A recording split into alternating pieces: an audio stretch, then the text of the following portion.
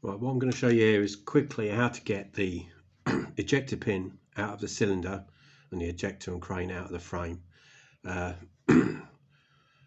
show you a solution, a possible solution to your problem. Right, first thing to do is we loosen, we don't have to remove, but we just loosen this screw. Like I said, it doesn't have to be removed. It's difficult to do on camera. Right, eject it, and it should slide out. So I'll put the frame to one side. Now you're left with this. Now the crane will come just completely out. Now I've had this apart. I've had this apart, so this is a lot easier for me to do than it is to you. Now this has got, let's get it in frame, come on, focus, that's it. What it is it's got a counterclockwise thread on it. So instead of going righty tighty, lefty loosey, it's the opposite. So you want to loosen this, you go as if you were tightening it up. So now, like I said, I've loosened this already before, but if you watch that midway video, it shows you how to do it properly, and that's exactly the same way that I did it. Now when you remove it, you can leave everything back in place. You don't need to remove anything else.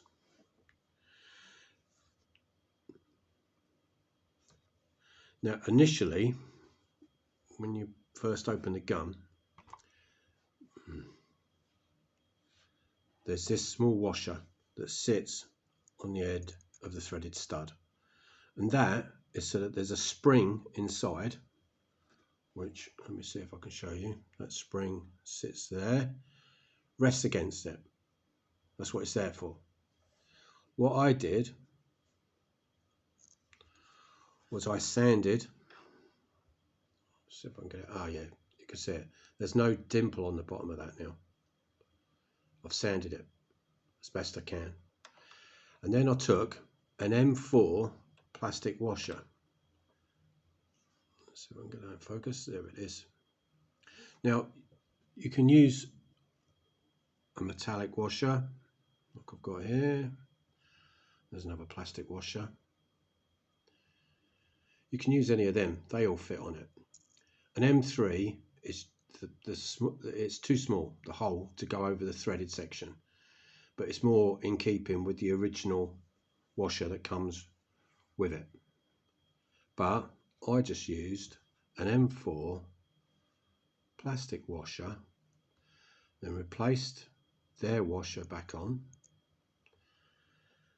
then taking the cylinder. Remember what I said, righty tighty, lefty loosey, it's the opposite, so you have to do it as if you're untightening this one.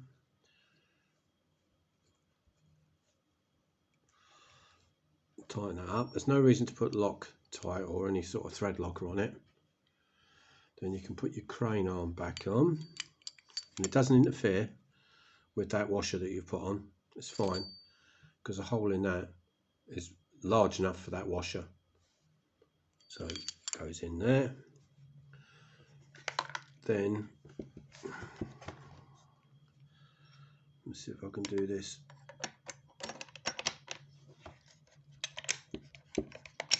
That's it.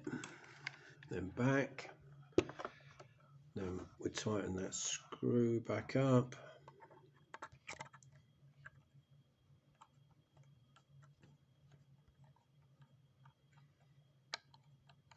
Bear with me.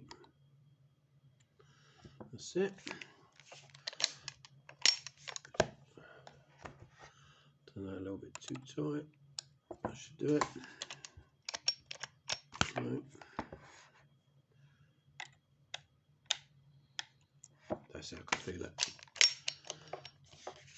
That screw is only, it doesn't need to be done up tight. It's there just to lock the crane from coming out, to stop it from being able for you to be able to pull it off.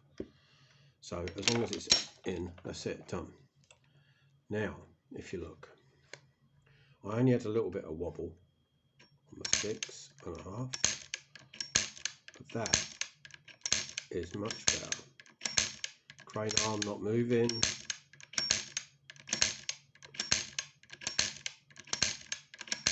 And the ejector rod is virtually straight now.